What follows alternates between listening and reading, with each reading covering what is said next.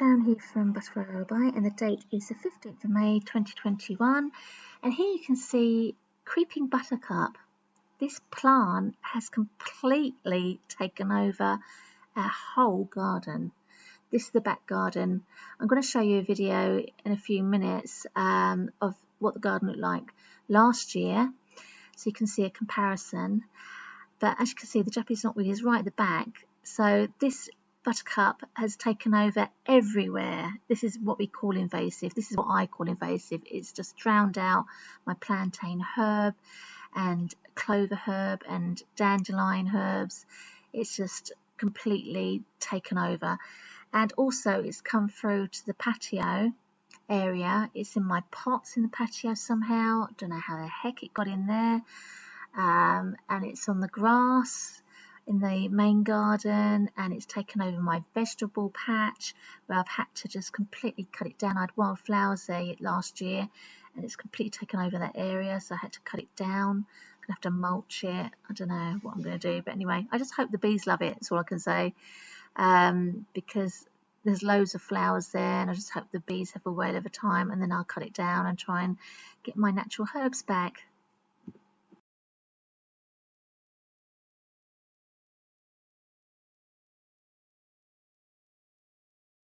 I'm currently trying to order some Japanese knotweed paper for an art project, and yeah, they're making this commercially overseas, so this is something the UK should be doing. I've also made some Japanese knotweed soaps, and there's a whole list of things you can create with Japanese knotweed. I've made my own paper. There's also a company that states that the stems do not regrow. So that's something that really people need to know about, because they believe that the dried stems are a problem when they're not. Also, you know, I've grown microgreens of Japanese knotweed, so there's a lot of things you can do with this plant, whereas the creeping buttercup is very toxic. I know that some people use it for herbal remedies, but it's not really something I'd want to try, not when it's toxic. Whereas Japanese knotweed you can eat, you know, they eat this as a vegetable over in Japan and, you know, some other places in Europe. So yeah, I think Japanese knotweed is a very misunderstood plant that we need to really take time to educate ourselves on. We've had this plant in our garden for over 18 years now. We were missold in the house. We didn't know we had Japanese knotweed in the garden. The ex-owners cut it down, burnt it in the back garden. The estate agent didn't see it, they didn't pick up on it. But I refuse to allow mortgage companies and the media to devalue our property when they're growing Japanese knotweed overseas in Canada on the Prince Edward Island as herbal medicine. So, you know, the press are just not telling the full story. This is very, very unfair. But however, the press have actually mentioned that Japanese knotweed has been used for Lyme disease. So that is something positive. And I just hope that they start to see what we can do with this plant rather than, you know, causing lung problems with dangerous toxic pesticides. I'm going to show you a glimpse of our garden, and you'll see that Japanese knotweed has not taken over our whole garden, but the creeping buttercup has. So here's our video. Good morning, Sharon from Butterfly Lullaby, and it's the 18th of April 2020, and I just wanted to show you my Japanese knotweed garden and to prove to you that actually it doesn't take over your whole garden.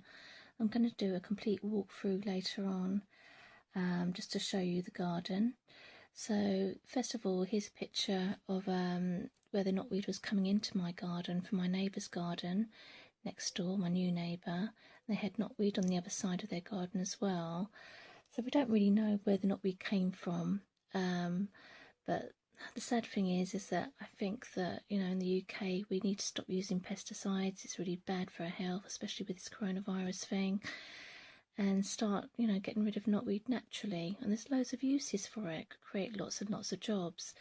So here's a list of things here that I've just listed on this photograph, and there's more in my blogs if you want to see it. So yeah, here's the picture of the knotweed, of me cutting the knotweed. here. I used to use it in smoothies, etc. I can't use it now. Oxford Bio have told me that, yeah, I can't use it for my soap making. But hopefully in a couple of years' time, when the pesticide stuff stops, I'll be able to use it again. So I just think it's very unfair that, you know, my rights have been waived here, because, you know, it kept me really, really healthy, which I can prove. But anyway, so here's a picture of where the knotweed used to be, and you can see the little rabbit house here and all the bluebells, and you know, I've controlled that just by cutting it down. It's as simple as that. So it's very, very easy to control. And here's a picture of my friend in the USA, my herbalist friend Chris Long from Nana's Naturals. And you know, she wanted to buy the knotweed from me a few years ago when it was organic to use for herbal medicines. Sadly, you know, that didn't happen because of my new neighbour using pesticide. I don't blame my new neighbour. It's the mortgage companies and the media that do a lot of scaremongering, so people fight to have it in their garden. So yeah, so now I'm going to just go through a walk through the video of the garden. So here's my patio area, and as you can see, there's no knotweed growing through the patio at all, and I've just got normal plants growing and peppermint, etc. There's no knotweed on the grass. So I've got two separate gardens. This is the first garden, and the second garden's down the back. So yeah, I've got a lovely little, heavenly garden. Lots of people comment on a garden, they really like it. It's wild and natural. You know, I stopped using pesticides years ago because I knew it was bad for the bees and the birds and, you know, the wildlife. And also, excuse me, it's not good to have that sort of stuff, you know, when you've got children either, you know, or pets. I just don't understand why you'd use it. And as you can see, you know, I don't use any pesticides, but I'm managing to control, you know, slugs, etc. I use sawdust to control the slugs. That's all the sawdust bits down there. So I've planted new plants and they're not getting attacked by slugs. You can use peppermint. There's all sorts of ways to control pests and things you don't want. It's my phone going off. So as you can see in the grass there, there's no knotweed at all. I haven't cut the grass this year. There's where our little bunny rabbits used to run around. That's where they've been buried, sadly. They all died of a virus this year, which is very, very upsetting for my daughter and for us. And I'm trying to grow some wildflowers here.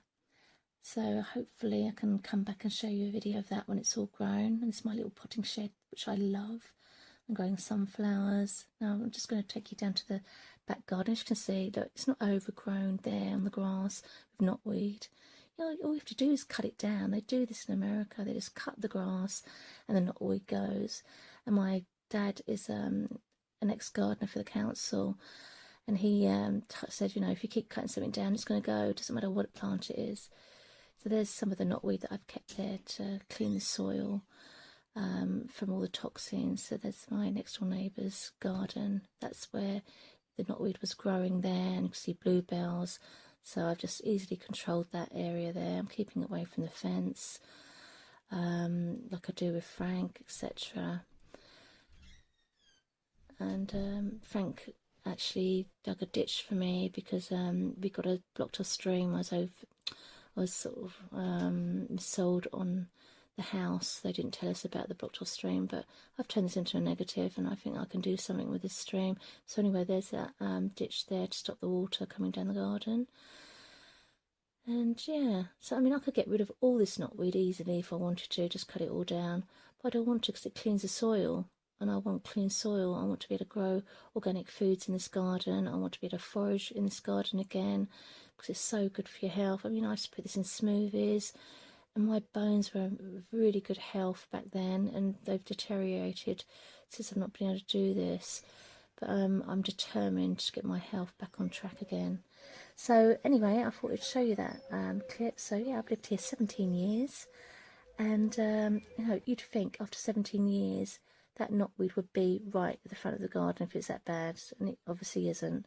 So I'd love to hear your comments, and I want to make new knotweed friends. You know, I've got my lovely American knotweed friend over in the USA, and she's growing knotweed in her garden now for herbal medicines, smoothies, food, etc. So, you know, I'd love to hear your thoughts. Take care. Have a wonderful day.